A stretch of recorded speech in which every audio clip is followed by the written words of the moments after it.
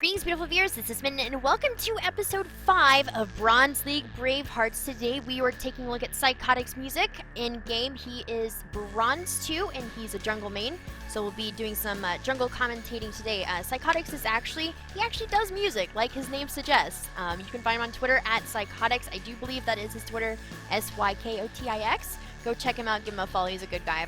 He's actually done some remixes for me personally, and they've been spectacular.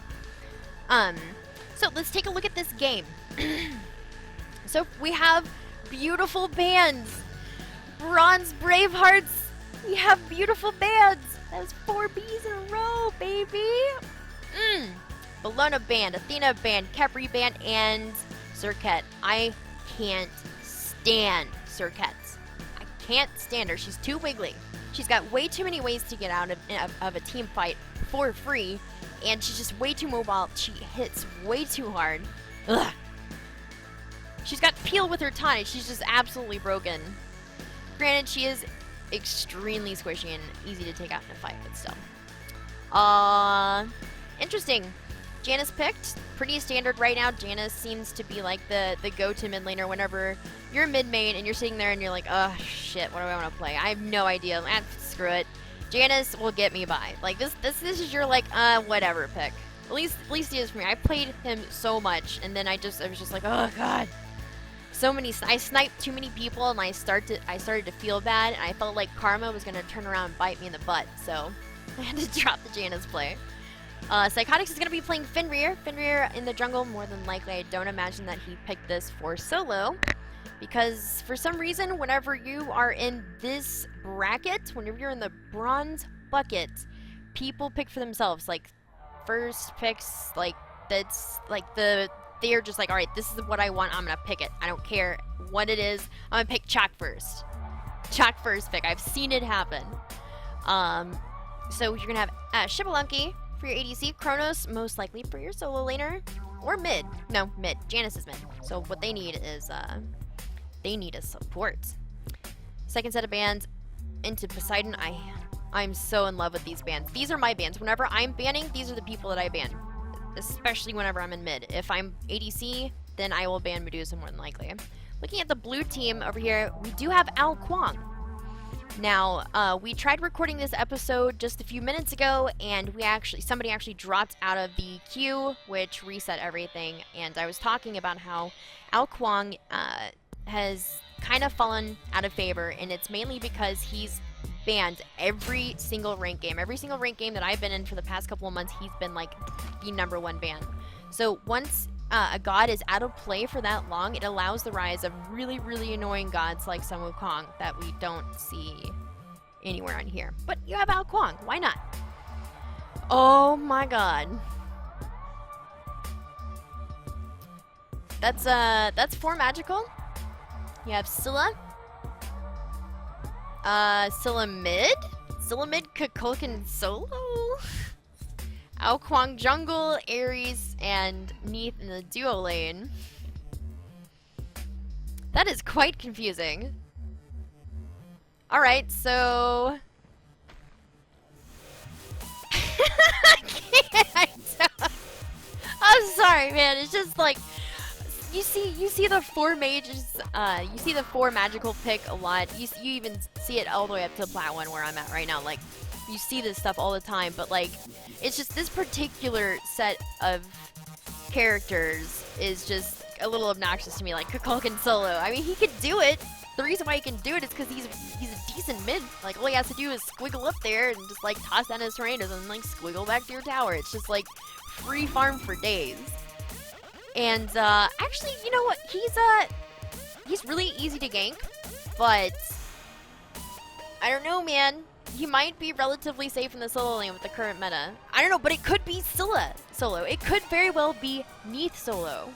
Al Kwang could be the ADC. Ares could be jungle. There could be a crazy mixture of things. This is bronze. Anything is possible. We came up with the, like I said, we tried to record this earlier, but, we, like, the lobby fell out, whatever, I literally just explained that. We were talking about how, that's like the sub logo thing, like, so you've got BLB for like Bronze League Bravehearts, and then underneath it says anything is possible. Can you think of the cheesy 80s commercials we could do with that? Like, we have branded, ladies and gentlemen, right here, right now. Ah, goodness. Alright, so something a little bit more serious. Taking a look at team comps, Janus brings global presence for his whole team with his ultimate, so super powerful. You've got Fenrir, stupid amount of damage, stupid amount of CC, and like their single target damage is going to be disgusting. I love the Geb pick here, especially up against like an Ares Scylla. Like they have a lot of like instant burst. Like I feel like if you guys can over here on the red team can just wait a little bit for the other team to like use their abilities, like all of their cooldowns are actually pretty high. Like Kukulkan's Tornadoes, it's like 12 seconds or something like that. Scylla, like her crush is just about the same, if not worse. Ares' chains, like at rank 1, like there's like a 10-second cooldown. It's like what I'm getting at is like the cooldowns are insanely long. So if our red team over here can just wait and bait out those abilities and then re-engage, they're gonna win. But what we're probably gonna see is people just using skills and stuff at random. And if they take too much poke, they're just gonna leave, no matter what the situation. I love Geb picks. Geb is probably one of the most, outside of Athena, I think Geb is one of the more annoying supports to go up against, simply because shield just gets you out for free in most situations. Absolutely. So if you've got like one person on your team who's just like going ham all the time and like is like making something out of it, so like he's getting the kills and landing all that stuff, like all you gotta do is Geb shield. If he gets hit by a blown out, just Geb shield, like absorb all of it, because why not? Because balance, that's why. Alright, I'd like to have my cursor now. Thank you. So we're still figuring out the controls here. So I'm hoping in by episode 10 we can have everything situated.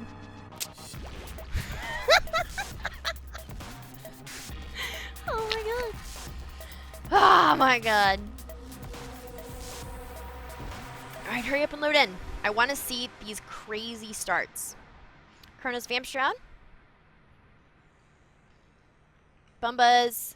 Ooh, yeah. Mark of the Vanguard. We actually, in the last episode of Bronze League Bravehearts, we discussed Ares starter items, and in the previous episode, the Ares had purchased Watcher's Gift, and we were kind of talking about why it's not the perfect starter for him, or it's not necessarily the stronger starter item for him.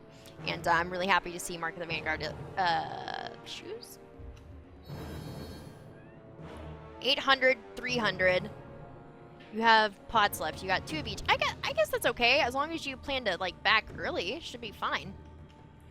Finner over here doing the red pot start. My man still into base. You got 35 seconds till the clock hits 0, and you've got 40 seconds until your camp spawn.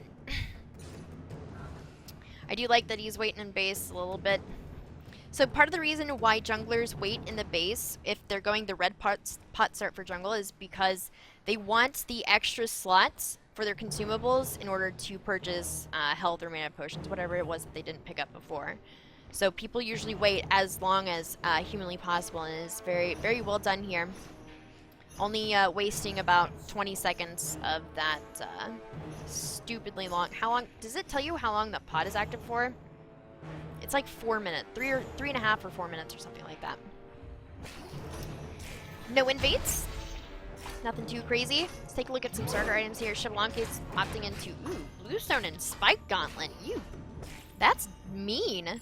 Shabalanke with Bluestone right now is really, really broken. Bluestone now applies additional dot damage once you use your abilities, and Shabalanke has those poison darts, which hurt a lot on their own, but add on that additional 2 ticks of damage. Oof. Ooh, baby, that hurts. Alright, nice timing over here, going over to your mid.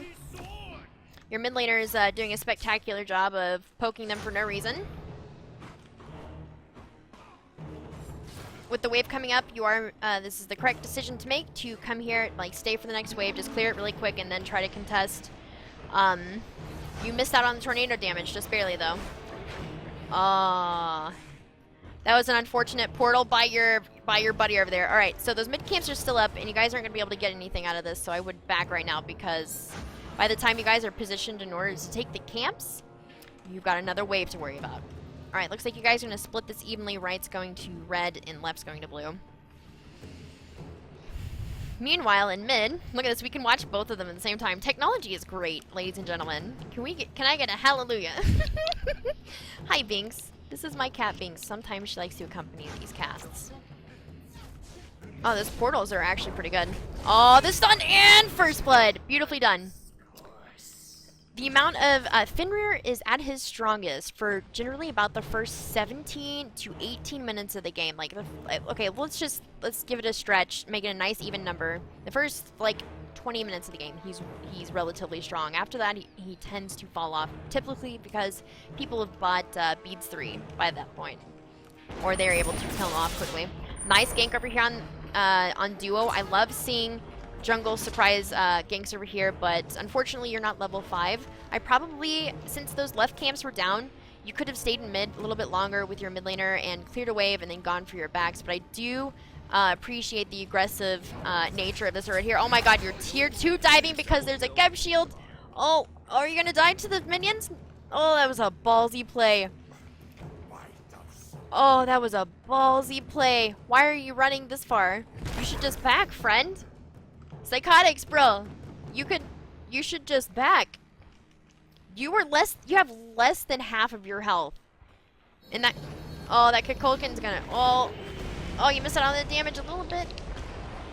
And the Gem shield was used. No idea why.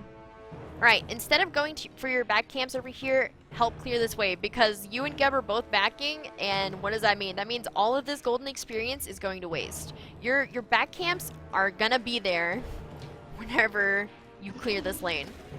So just a little bit more efficiency, a little bit more cost effective to just like stay in lane, get that free golden experience, and then go to your back camps.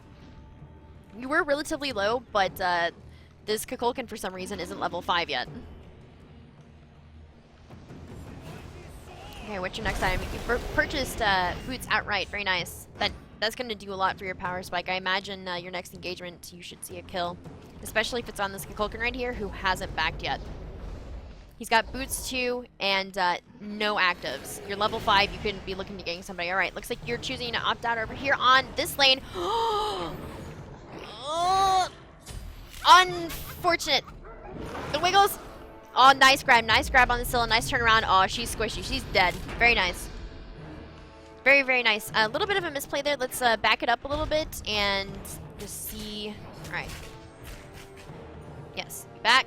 You buy stuff. And then you're like, all right, let's go gank.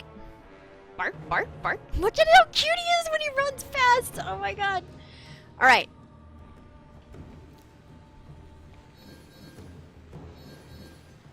Ping in for the gank. Now, do you have full runes? Is there any way for me to be able to see whether or not you have full runes? I guess not. We could see it if you stun or not. No. No, you did stun. What is Kronos doing? Okay. 3 minutes into the game, the thing that I was going to talk about here was your positioning and trying to be aware of where Scylla is, but there's an issue there. Like, your solo laner was at his tower, Scylla was at hers. Like your minions aren't in the mid, so you can't see where she is. So it's not technically your fault getting hit by that damage. I mean, the way you turned it around was beautiful. Very nice use of your ultimate right there. Snatching her up. She definitely doesn't have beats because why not? Very nice kill. Alright, still looking to pressure this guy. Very nice. Oh, that was really close. That was really close. You're going to be able to do that every time you see Ao Kuang for the next couple of minutes because you're Fenrir and he's Ao Kuang. Ao Kuang needs a few items in order to come online. So he's going to become a problem closer to the 10 to 12 minute mark is whenever you're going to see Ao Kuang kind of take off. Like as soon as he completes a few of his core items, you'll just see him start demolishing and just shredding people in these team fights. So since you've got an Ao Kuang on that team, I would probably go for, well, obviously you're going to want some sort of protections up against this team. Opting to cudgel, will we see a Frostbound Hammer? More than likely. Finra's autos are really annoying, and it's, like, his Brutalize, his 3 does a lot of damage, but that's your, like, initial, I'm gonna chunk you down damage, and the cooldown is relatively long. So Finra often relies on his autos to either, to clean up a kill. So buying Frostbound can actually help you secure that simply because, it slows your enemies. When you buy Frostbound, the reason why Frostbound is so stupidly overpowered is because it gives you 400 health at max rank. It gives you like a little bit of power, physical power, and then every auto attack that you make, your opponent's movement speed is slowed, and it's ridiculously overpowered. It's like, it's far, in my opinion, the slow off Frostbound is far more frustrating and annoying and difficult to deal with than Alposh's slow on his ultimate. And that's a fact, ladies and gentlemen. You can quote me right here. Cleaning up the camps. Very nice. Fight going on in mid. Not quite sure. I was busy discussing things over here. Let's go ahead and fast forward to this part. I want to see why you chose to go do red rather than assist your team. I need to see the full dynamics of the situation. Okay. I can't keep up with you. The puppy runs too fast. Alright. You see the mid camps are down. Alright. What do you have vision of right now? Your Janice can see Kukulkan and Ao Kuang, but you have a Geb in the lane. So that's why you decided to go here. I guess you figured that he would be safe, but Geb decided, never mind. I'm gonna roll in for that hot gank. Boom. Nah, that wasn't your fault. That should have been free. Honestly, you probably could have gotten a kill there. Your ultimate is available. You could have, instead of going for that red buff over there, I probably would have stayed and tried to pick up a couple kills because, I mean, your clock is ticking right now as Finra. As like I said, Finra has 20 minutes to be effective, and those 20 minutes fly by in this game. So. You want to try to make sure when you're playing Finra jungle to be as invasive, and by invasive I mean like up in people's faces and making plays and trying to get kills and stuff like that. You have 20 minutes to do that. There's some junglers like Cirquette where she's just stupidly overpowered throughout the entire, after 5 minutes Cirquette is annoying, like throughout the entire game. You don't have that luxury as Finra jungle.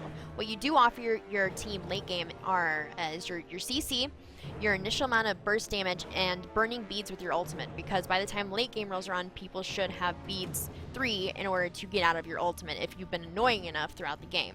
Now you may get lucky since this is bronze and people won't get that. But 6 minutes and 20 seconds into the game, you're burning time. Over here, what is it that you're going for? For these backs? Okay. I could be nitpicky and talk about how you should be jungle sharing with your mid or your support or somebody, but I'm not going to do that. I mean, I think that's pretty standard knowledge. Junglers should be sharing camps. If you buy Bumbas in your jungle position, you should be sharing camps as much as possible. It's a good time to gank over here. Soaked up the ult. Picked her up with the auto. Very nice. His autos hit really hard. Alright, Ao Kuang's coming in. Took that damage to the face. Positioning is fine. You're at half health. Ao Kuang, his ultimate is available, so that is a very smart choice to disengage here. It's beautiful. Typically, like the sweet spot for engagements in Smite are typically last anywhere from like 15 to 25 seconds is like the perfect engagement time, because any time after that, like people can, like your enemy can be rotating onto you, so you want to try to get in and out as quickly as possible. And that's why you often see, oh goodness, oh, he beats the ult, good for you! You run, Janice, I believe! Very nice. Both of you getting out. Beautifully played. Ao Kuang is like a great white shark in the ocean, though. He's just coming up, he's testing you a little bit, he's nipping at you before he comes in mid-game and just demolishes you. Like, that same combo of moves will absolutely shred Janus late game. Absolutely.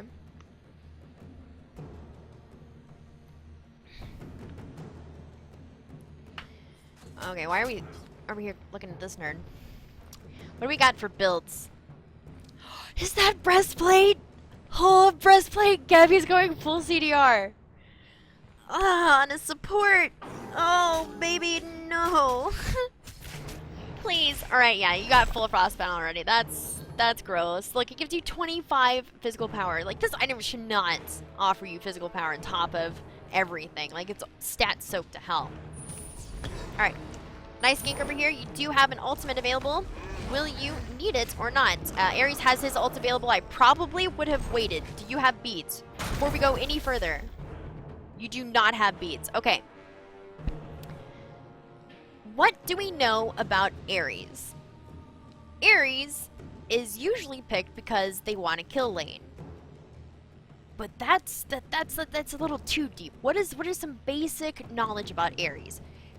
Ares has an ult that stuns you for 60 years if you don't have beads or CC immunity. Now, since you're coming over here to gank duo lane, I do understand that you're trying to get that kill underneath, but this is a 3v2 situation. You do not have to use your ult in order to secure this. If you guys position yourself correctly and land your skill shots, this should be free. Like, I mean, look at how low she is. Granted, you did just bite her with your ultimate, so you did do a little bit of damage, but still. It's a 3v2 situation. Ares still has his ultimate available. No, he doesn't! No, he doesn't, and you are so lucky. I'm hoping that was a comms, thing where you were like, all right, he doesn't have ult. Like, your duo lane told you Ares doesn't have ult, so you can use yours. All right. The information that I just distributed upon your earlobes into your ear canal, it still applies. That information still applies, but the only thing that's changed is you are making the correct decision here. I mean, you don't necessarily have to ult for Neith. She's gonna die. I mean, that may be overkill. Still applies. Overkill still applies. And Geb BM picks up that kill. Alright, I like that you're not being greedy here. A lot of people that we spectate here in Bronze League Bravehearts, you see them trying to go for the second kill because it's the first target in your immediate eyesight. So typically you'll see people go that. I really like the patient, you know, like not being greedy plays here. Instead, you're just going to mid to help take care of mid a little bit. Getting your mid camps, that's absolutely perfect. I would like to see a push for Gold Fury relatively soon. You guys are up by 3,100 gold, and that's very, very big. That's because they've lost their mid tower, they've lost several lives. And that's what's doing it for you. Also, I imagine your guys' your assists are much higher. Yeah, 2, 1, 1, 7, and 4 up against 1, 1, and 1. So they have 3 assists. So a lot of your gold and XP difference is coming from the grouping up that you guys are doing, which is so amazing to see on Bronze League Bravehearts. Normally it's just the clusterfuck of people using abilities in Bronze League. And let's be honest, you know what I mean? I was there at one point. I was in Bronze. I did the exact same thing. I was like, all right, I have these 4 things to do damage, and whenever I can use them, let's use them, because why not? Because what is strategy? There you go. Very nice. You are doing the gold sharing. I want to see this throughout the match, especially in the beginning. All right, so Ares is using his ult over here. Oh, and they pick up the kill on your Chronos over there in solo lane. Oh, that's an easy kill. Easy kill. Beautiful use of your ultimate in order to avoid the root from Neith's Spirit Arrow. All right. All right. At this point right here, after this team fight, we can start to discuss the stuff after the stuff, as F-Dot likes to say. You guys just killed the duo lane. You just killed Ares, you just killed Neith. Granted, Ares is up in like 0 seconds. You guys could have done gold right there. Janus still has his ultimate available, so if people try to come in, you take too much poke, you can get out for free. I mean, Shibalanke is like an ADC, so he's just going to do tons of damage to it. You've got Geb there with his shield. He may not have his ultimate available. However, you guys should be able to burn it relatively quickly. 10 minutes and 51 seconds, that's the average time that you start to see these Gold Fury plays, because this is the start of grouping. Slowly throughout this game, you start to like add numbers to your roaming posse, right? So after you kill duo lane like that, I guess you don't see that Ao Kuang is way over here to the right, but like there's no reason to go for him. Ao Kuang is level 10, you're level 11, so you're well ahead of him. What you can do to help the Chronos that just died, to kind of make that death worth it, is to go for Gold Fury. Gold Fury is super important. At this time in the game, it doesn't give you a whole bunch of golden experience as compared to what it does around the 30-minute mark, but it does give you a nice little boost, and it'll help to secure your lead. You guys aren't hurting for the golden experience, but it also takes that option off of your enemy's plates.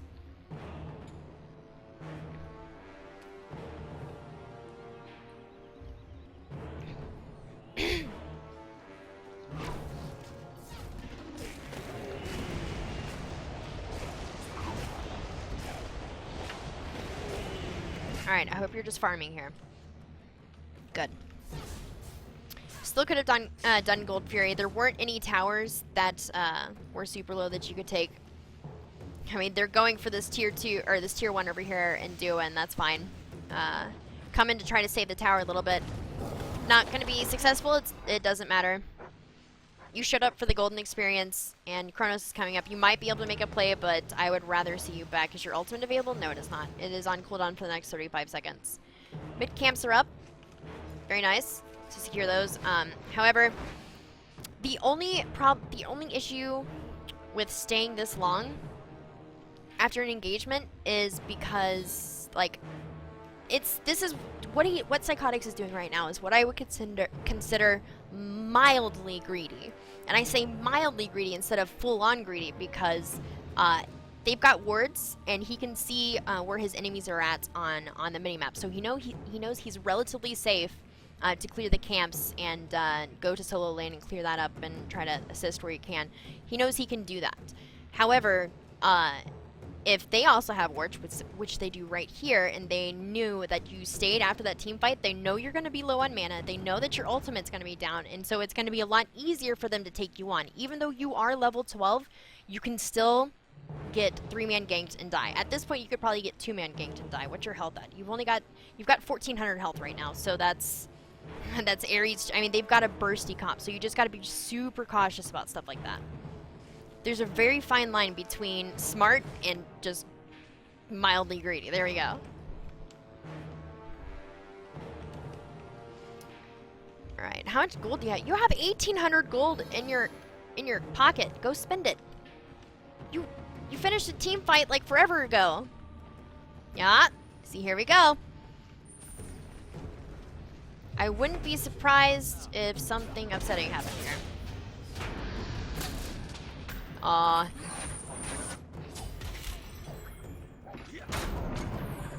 Your ult's still available. I mean, you're level 12 up again. I mean, you're 3 levels ahead of this guy. You both are, so he's not going to be that big of a threat. Once in Ares is really the biggest threat whenever he's ahead.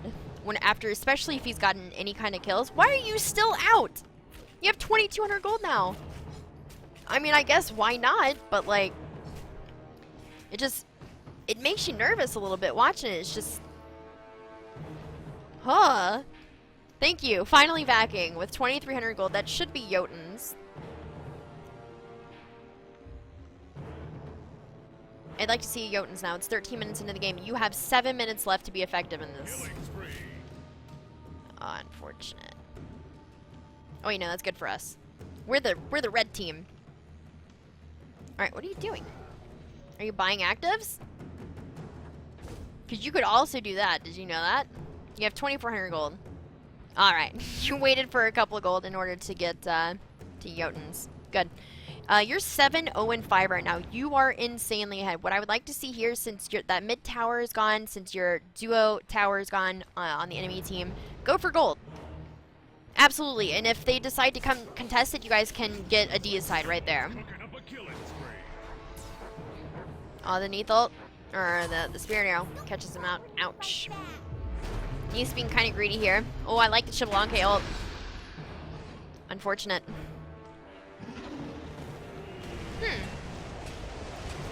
There are very few abilities that cancel out Fenrir's Brutalize, and I wasn't aware that Neith's backflip was one of them. God, Neith's so safe. So annoying to deal with. She's safe and she's super strong. Ooh, I like the invade. Wait, this is your speed buff. Damn it, Smitten! Alright, let's make up for it. Why aren't you invading their jungle? I mean, you honestly could. You really could. You are an absolute bully at this point. Your counterpart is only a level behind you. But, like, the majority of the team that would come to assist him for invading, like, they're far under your level. You could be a bully here. But it is 15 minutes into the game, and you gotta be concerned about their team's burst. Beautiful. Beautiful. Going for the invade, my man.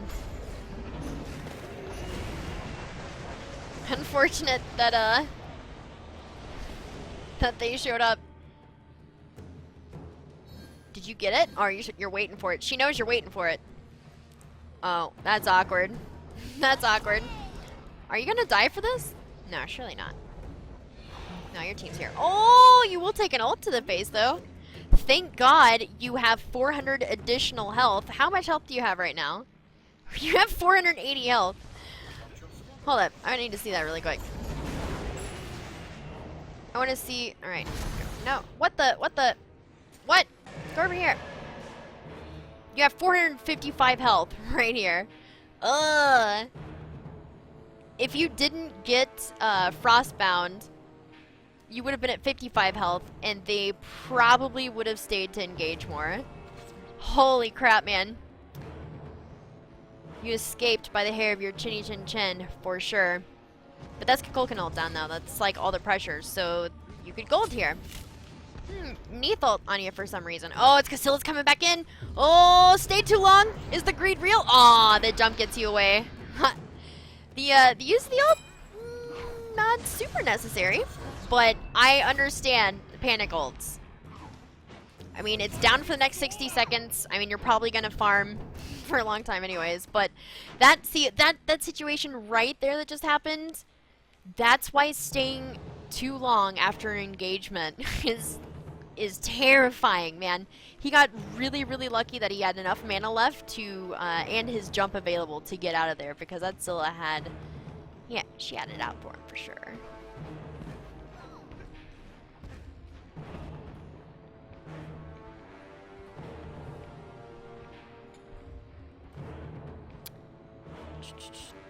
Your goal per minute's, Jesus, 458. 4,200 damage. Your damage is mediocre, but that's because you went Frostbound Hammer's second item. And some people opt to buy. Some people opt out to buy Jotun's first, but I've seen Frostbound Hammer built after boots quite often as well. It just depends on what the other team comp looks like. I guess he wanted the extra health in order to stay alive for these engagements. I like the refocus over here onto dual lane. There are lots of nerds heading your way though. Okay. Divine. Holy crap. Alright, so your backline's getting absolutely shredded. Big issue. They're probably gonna go into Geb. Interesting. Alright, your ult is available. Oh, and he's out of mana. Oh, take advantage of that, nerd. Get in there. Hell yeah. Dude, Frostbound Hammer kept him slowed long enough for you to auto him to death.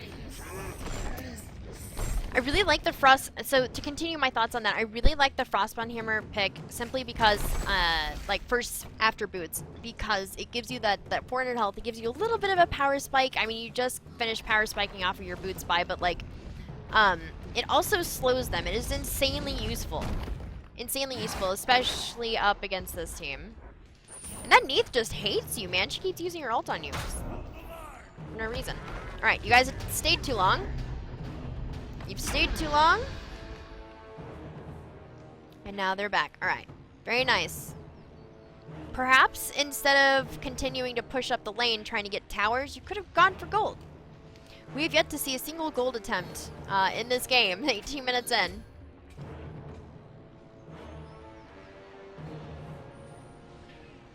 Alright, big fight happening in mid, heading over there.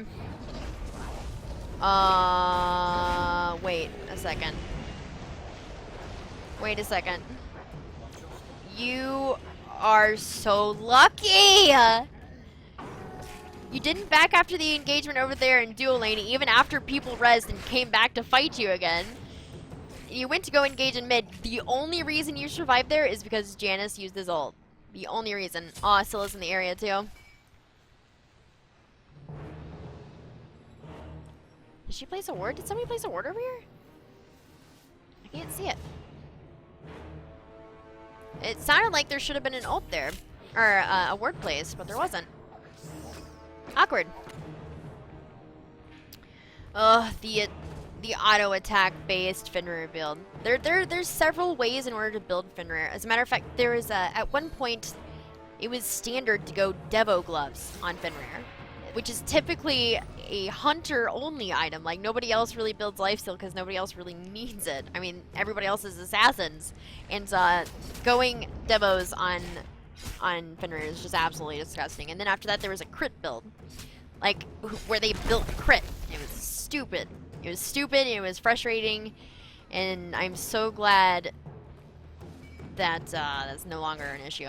Now we just have to deal with the bullshit of Frostbound Hammer. Absolutely. Okay. All right.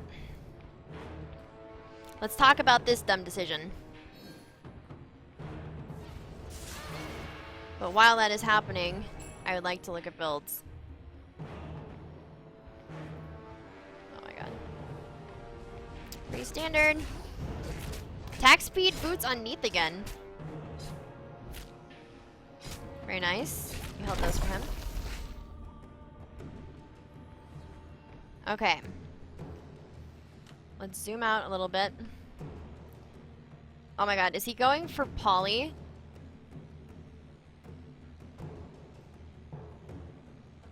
I hope he's going for Polly and not for Divine Ruin, because there's no reason for Kulkin to go Divine Ruin against this team. Like, nobody has a heal in their kit. Except for Fenrir. Interesting. Alright. Let's see why you're about to get wrecked. Alright, you placed a ward.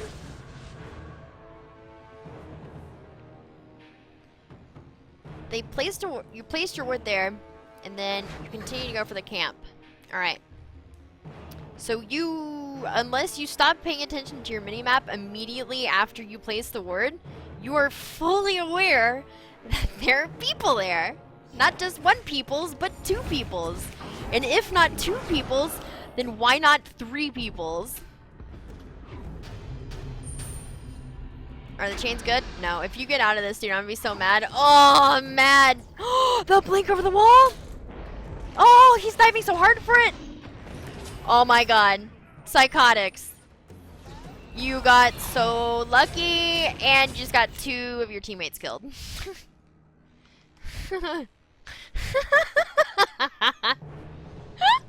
Oh, the greed. It eventually gets you. Okay. So the reason why I'm laughing at this is not necessarily because, like, Psychotics is bad. He's bad. He's a bad man. He got his teammates killed. The reason why I'm laughing is because this is something that you see a lot in these Smite rank games. And it's a tendency most of the time. I would say it frequently happens. I wouldn't say most of the time, but it frequently happens that whenever X team gets ahead and far enough ahead, I mean, you're 8,400 gold, 9,800 experience, they start to slip. Because, like, at that point, we're talking about, like human behavior, alright? once, like, for the first couple minutes, like, for the first 10, 15 minutes of the game, you're usually pretty tense and you're being very careful and you're being very cautious. And we saw this in Psychotics. Earlier, he was making very smart rotations. He was deciding to hold off on an engagement or to retreat out of one. He backed appropriately, but you're starting to see that now that he's really far ahead, he's 11-0-6 right now. Once he started getting a little bit ahead, he's starting to get lazy with his decision makings. We're going to put plural and everything. So, what I would recommend is if you're really ahead, understand that it's going to be insanely easy and insanely natural for you to get into the mindset that is at ease and isn't on guard and isn't like trying as if they were behind. Even if you're ahead, play like you're behind and you're probably gonna win. When you're ahead, play like you're behind, so that way you can maintain your lead and secure one instead of like being like, oh yeah, look at my 11 kills, man. I can just get in there, I'm gonna wreck everybody. Everybody's scared of me.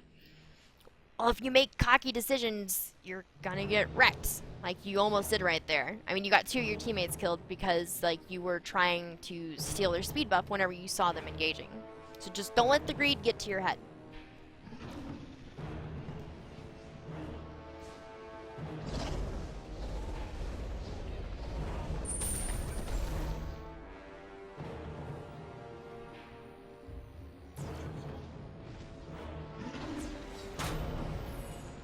Alright, it's now 21 minutes into the game. It's another teammate down. Interesting decision to engage here. I mean, I guess they are all pretty low. You do have a Geb. That's doing a lot of damage. Holy cow. Looks like you've got, you do not have your 2 active. It's available now, though. Oh, deciding to go in here. Nice pick. Probably gonna die. Yeah. That was another greedy play. So, this only further adds to the credibility of the statement that I just made not even like 30 seconds ago, not even a minute ago. The team that's like super far ahead, they start making errors because they get ballsy. They get too confident in their ability to wreck, you know, just to wreak havoc on the other team. So, the situation here, let's put the dynamics back into place. So, you stole their speed, of which you had to get out of, and whilst you got away, your teammate was trying to keep the other team, your teammates were trying to keep the enemy from rotating on you any further, thus putting them out of position and forcing them to take poke, and then Kulkin came in and just ran them the fuck over. So you lost 2 teammates there. You get back up, and immediately you see this 4-on, it was like a 4-on-1 situation here in mid, and you came to assist, which was the correct thing to do, because you don't want your support to die for absolutely no reason, because nobody decided to go help him. But instead of just trying to ensure that your survival and your support survival, you guys decided to aggress. Granted, they were relatively low, and you did get a kill out of it. You died for it. You died for it, and we're possibly going to see Geb die for it, unless he gets out with his stupidly cheap rollout. Not a big deal, though. 21 minutes into the game, you should start to see yourself fall off a little bit. Why can't I click on you? Are you dead for 0 seconds forever? Or, oh my god, look at all the death timers. Everybody's dead for 0 seconds. That's OP. I guess if you pause while it's a live game, that may be a bug. I may need to report that. Report, please. Spectator bug. Okay. I'd like to see a spirit rope, but this may very well be a Magi's blessing. Not a big deal. Engagement over here to go save Shablanki's booty. I would not have used the Geb for that.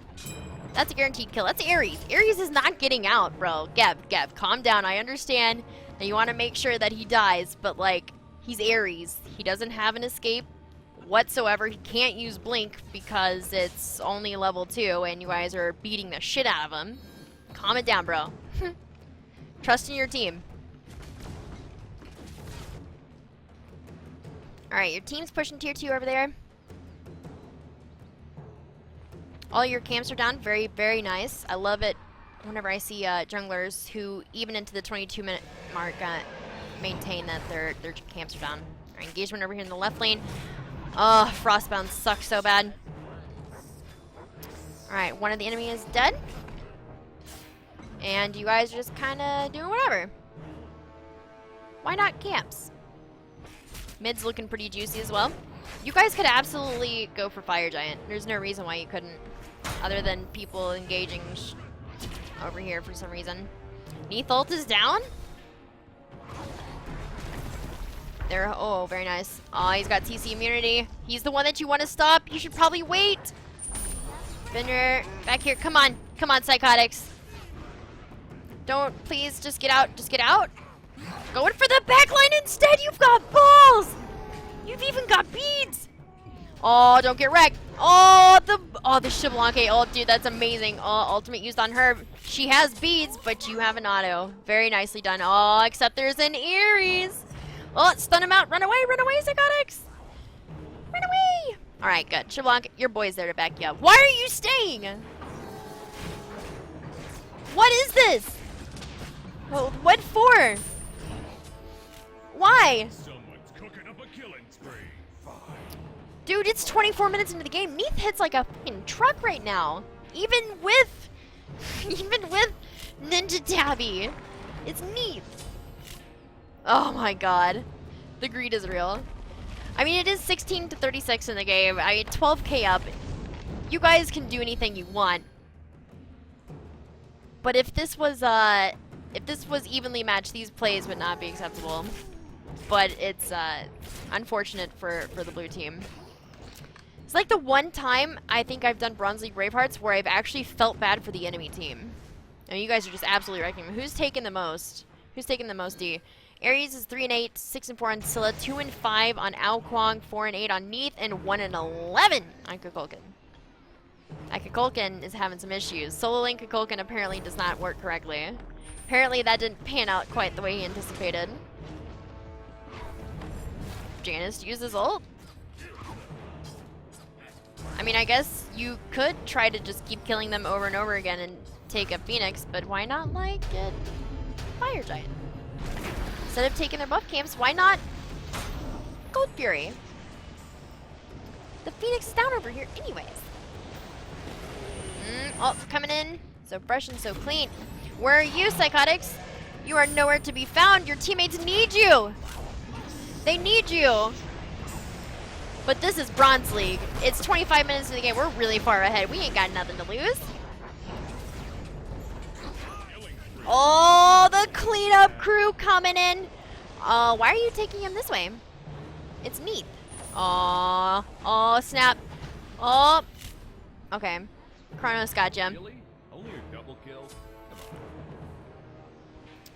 Interesting positioning choice here. Why are you guys still going in? There's no point. There's no point. The amount of damage they can do is not worth, man. Aww. Crush was late. The detonate on that crush was just a teensy bit late. You got gold, Fury. Good. You did gold. I'm so proud of you. Taking their jungle. This is something that I would absolutely do if I was in a game and I was in the exact same situation that he was in. If I just killed off most of their team and we pushed the Phoenix, then I would be taking all of their jungle over here on the left side. If not all of it, at least the red and at least these back camps. You guys are really far ahead, and I'm surprised and quite impressed that blue team hasn't surrendered.